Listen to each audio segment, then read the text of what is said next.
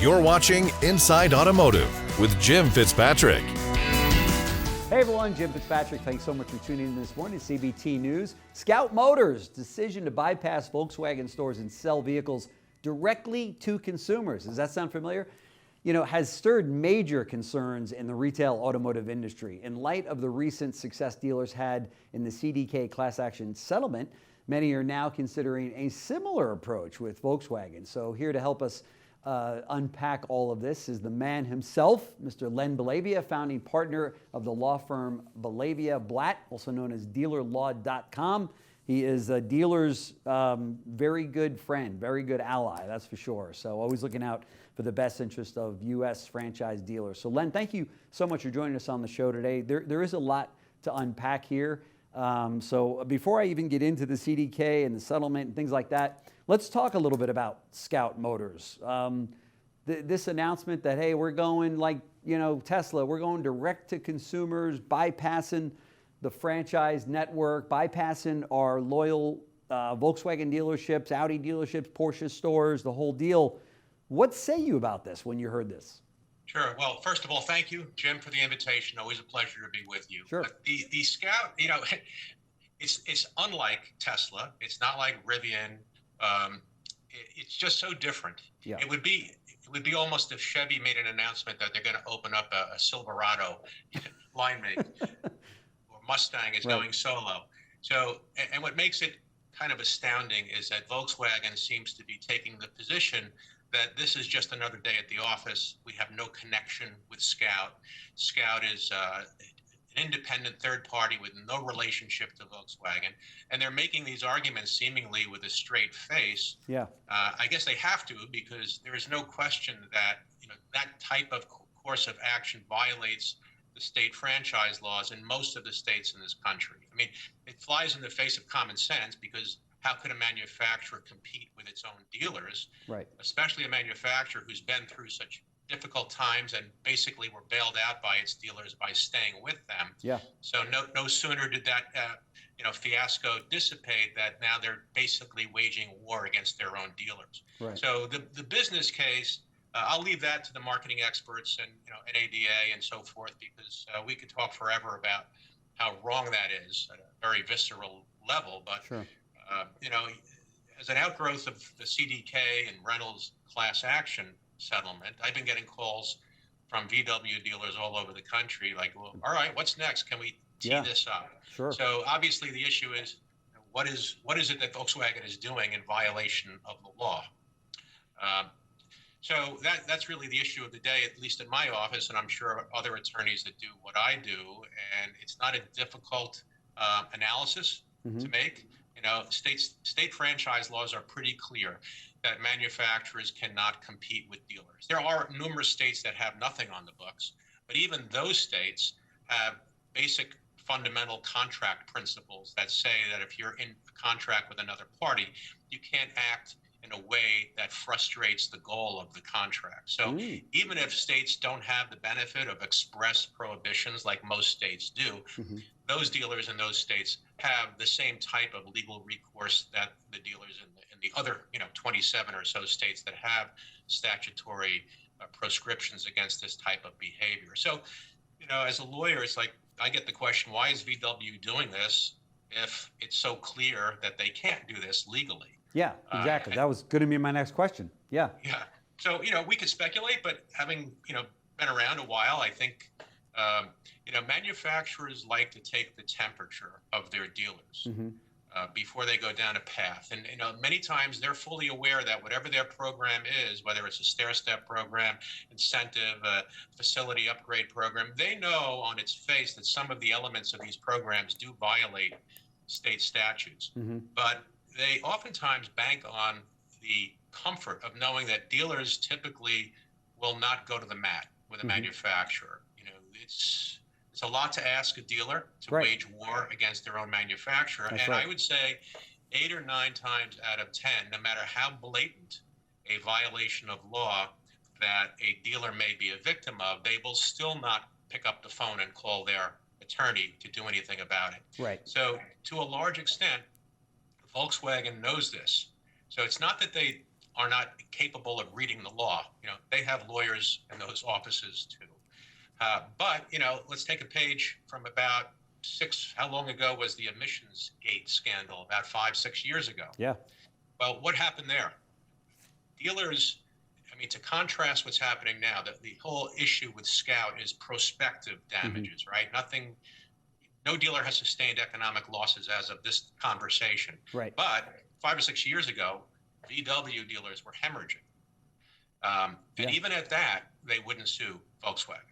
Ultimately, it took one dealer to start a class action out of however many dealers there are in the 600 VW dealers. That's not including Audi. It's another 500 dealers. Sure. So there was a lot of bleeding going on, and even then, dealers didn't really do anything about it until this one dealer stood up in a class action case.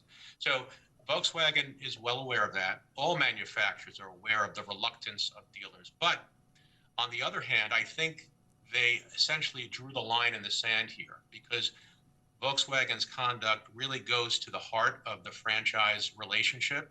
And it doesn't only involve VW and Audi dealers, because all manufacturers watch what each other are doing. And if Volkswagen gets away with this, who's next? Right. This is, like I said, this is not Rivian, where they're clearly a new entrant into the market, or Tesla. There are certain things that they can do. Actually, they've gotten, especially Tesla, has gotten more mileage out of, I think, détente and diplomacy at trying to reach settlements with states that could have really stood firm and prohibited them from doing business.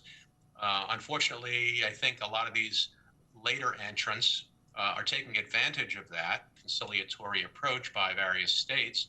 And now Volkswagen is saying, well, look, these other players got what they wanted. Now we'll try it as well. But I think the NADA is doing an excellent job at getting the message out there that they will not stand for this. This is the straw that's breaking the camel's back. I know that Volkswagen Dealer Council is on board with that philosophy, as are the ATAEs. So it should be interesting to see that this pushback should be monumental and groundbreaking, because I think dealers have said enough is enough. They cannot hide behind the pretext or masquerade that Scout is not really Volkswagen. Right. Why is it okay for an outside company such as a Rivian or a Tesla to come into the market and sell their vehicles directly to consumers, but not legacy auto groups, not legacy manufacturers? What's the difference there? Yeah, the fundamental principle is that if there's an existing network of franchise dealers, and the manufacturer has an obligation to deal fairly with them. So if you grant me a franchise and I pay good money and I adhere to the rules of the franchise, and then 5 years down the road, you as the franchisor open up across the street from me, well, how is that fair?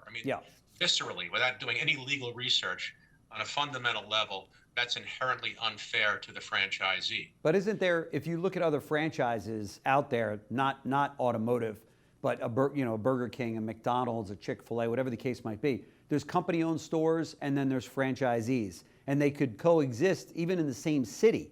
It wouldn't be, obvious to the consumer because it looks like the same building, it's the same product, what have you. But there's so many other franchise systems that actually operate that way. So is it different for automobiles than it is anything else? It is generally, and the reason for that is that consumers rely on the integrity of the franchise system as it relates to getting warranty service performed on their vehicles. They need to have look, automobiles are a necessity. Starbucks, well, depending on who you speak to, is not a necessity, or Burger King is not a necessity, but having reliable transportation is necessary for people to live their daily lives for a variety of reasons. And warranty, the contract for warranty typically now are 3 to 5 years on a vehicle. So if manufacturers were to do what happens in these other industries that don't involve necessities of life, well, the harm that flows to consumers is much greater than it would if Burger King went out of business. So that's what the lawmakers are focused on, is to say that's why this has to be protected. If you ask, depends on who you ask. If you ask manufacturers, they'll say no. These are dealer-friendly statutes. They're a byproduct of the political clout that dealers have, and we don't want to hear about this consumer benefit nonsense. That's really a justification. But the reality is that dealers put up an awful lot of money. Yeah. There's a lot at stake. It involves consumers, consumer safety, having recalls perform properly and expeditiously are all part of the legislative intent of these franchise laws. So that's why dealers have, I think, probably, boat dealers don't have these protections. Motorcycle dealers don't have these same protections to a degree anyway, the same degree anyway. So it's automobile dealers that have very, very powerful state franchise laws. So it's very difficult to do an end run around them, notwithstanding what we've seen with Tesla and Rivian and Lucid to some extent.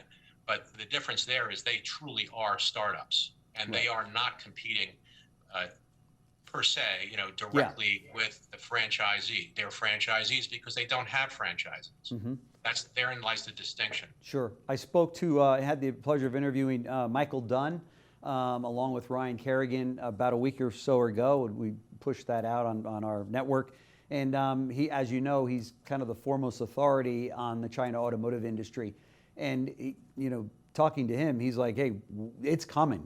This wave of China-built vehicles are coming. BYD leading that whole charge.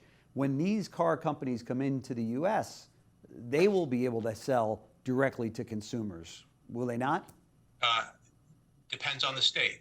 I'm in New York. In New York, they will not be able to do that because they are a manufacturer, and manufacturers are, and if they sell in the state, then they're thereby a dealer, and the state of New York Motor Vehicle Department and many other state motor vehicle departments are not permitted to issue dealer licenses to manufacturers. So there is an absolute bar in many states across the country from those Chinese manufacturers from doing that.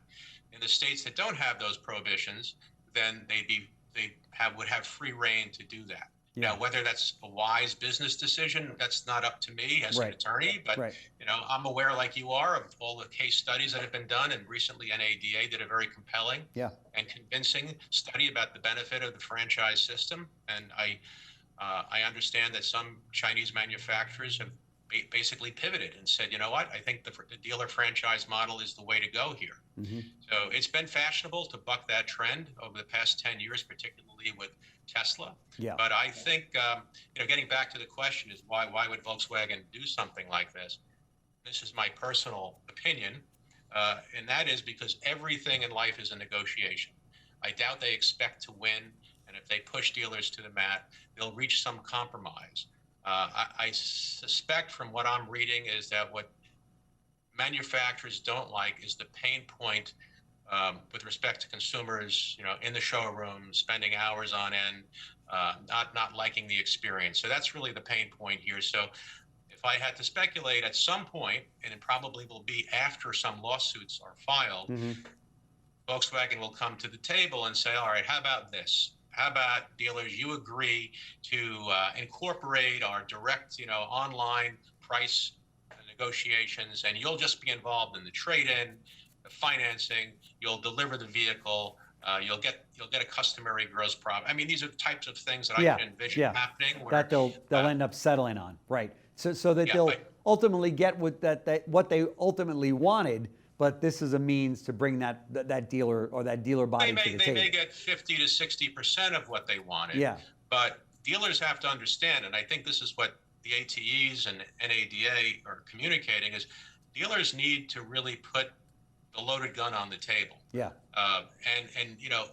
it's good that they're speaking out, but at some point in the very near future, and the reason I think it should be very, very soon, is because Scout has put a website out there, effective, as we speak, where they're accepting consumer deposits right now. So the case is right. This is not about 2027. This is about today, because consumers are actually being drawn away from VW and Audi dealers and now doing business. So VW fired the first shot over the dealer's bow by going live with that website. So I think the reason VW is remaining pretty silent right now is because they're waiting to see if dealers are going to cave or they're going to fight. And my advice to dealers is they have to act quickly and tactically. And what that means is pick and choose how are you going to execute this. Is it going to be state by state? Is it going to be only those states that have strong franchise laws? Is it going to be a class action? The lawyers that handle these type of cases, I'm sure, are strategizing. I know in my office we're strategizing as to the best methodology of getting Volkswagen to back off.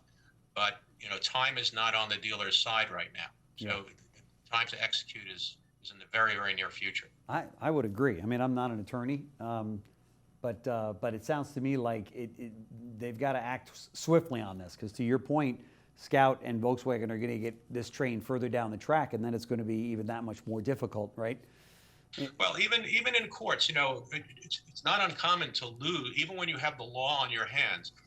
What dealers would be seeking is what's called injunctive relief. It means you're not asking for money damages. You're asking for the court to declare. It's called a declaratory. It's a declaratory petition, and you're seeking ultimately an injunction to stop Volkswagen from continuing, marketing Scout. Right. Courts have held that if you sit on your rights for too long a time, it means that this is not an emergency. So if dealers wait months until a lot of these vehicles are reserved, and they don't exercise their rights, the courts are going to probably look at this as a Hail Mary pass, and not one that's really causing the kind of harm that dealers are now claiming, theoretically months down the road. So there's a lot to be lost by waiting around. Yeah. So the message is, and it would take a dealer, right, to start this process. It couldn't necessarily be a state association, right? It could be either or. Oh, it could be. Depends on the state law. Okay. Some states actually have statutes on the books that give state dealer associations legal standing to file lawsuits on behalf of their members. Okay. There's been some judicial decisions that have come out over the past several years. In some cases that side with the notion that dealer associations have what they call associational or statutory standing. Okay. And there have been some other decisions that go against dealers.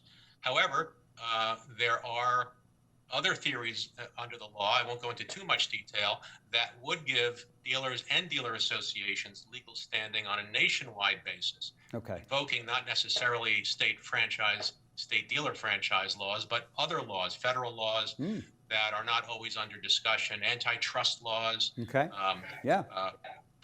anti-competitive behavior on the part of Volkswagen. There are so many different legal theories that could be asserted against Volkswagen. Yeah. So to answer your question succinctly, dealers could bring these cases, and state dealer associations and even national dealer associations can have standing in many cases to bring causes of action in various state and federal courts. Sure. Interesting. It's going to be really interesting to see how this thing unfolds.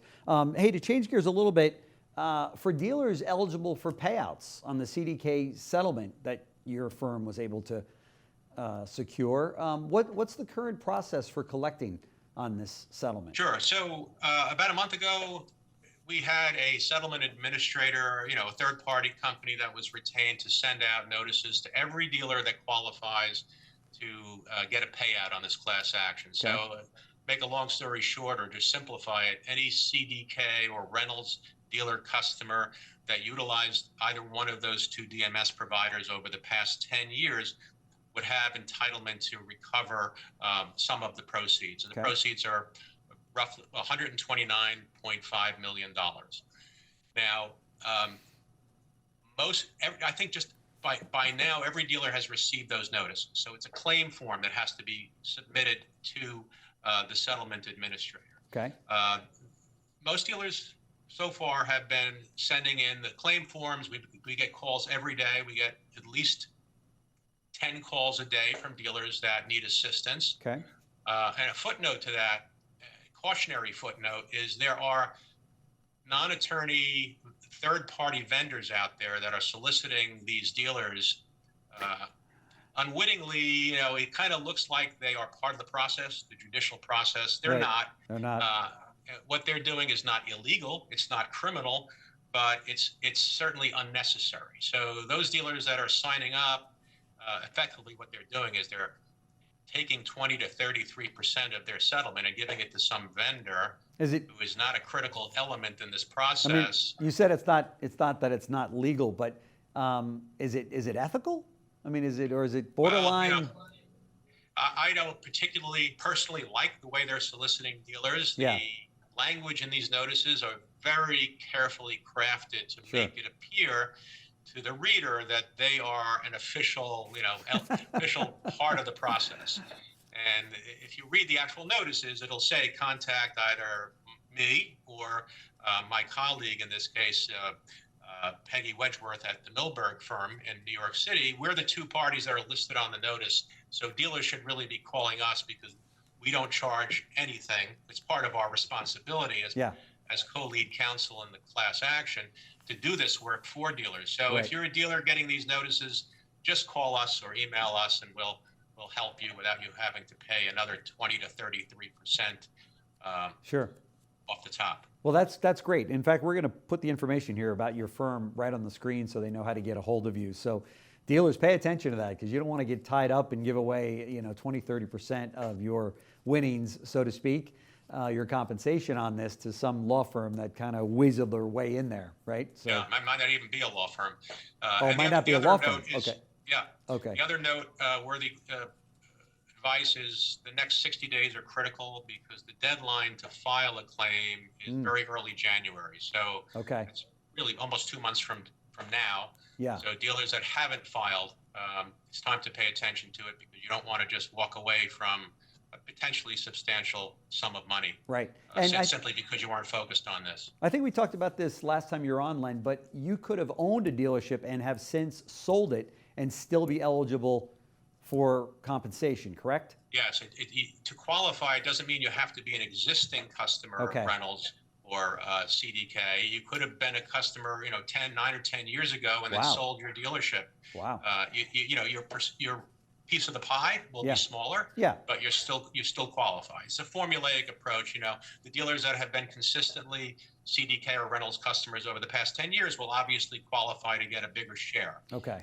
But those that have only been participants for a year or two will still get a check. Yeah. So why not? That's fantastic.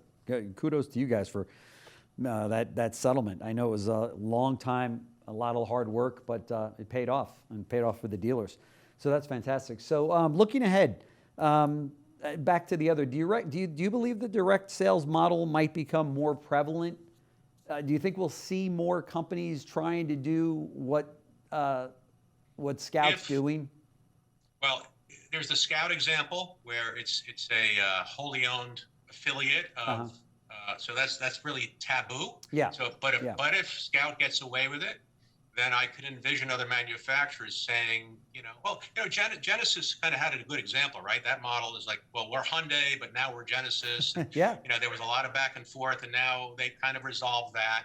So we might see more, depending on what happens here. Now, if Scout gets smacked down, as they should, then I would think that would send a message to other manufacturers that we can't, swim in those waters. Yeah. So much depends on what's going to happen in the next, I'd say, 60 to 90 days. Okay. Will other manufacturers, I think the new entrants into the marketplace, the Chinese, will probably try it.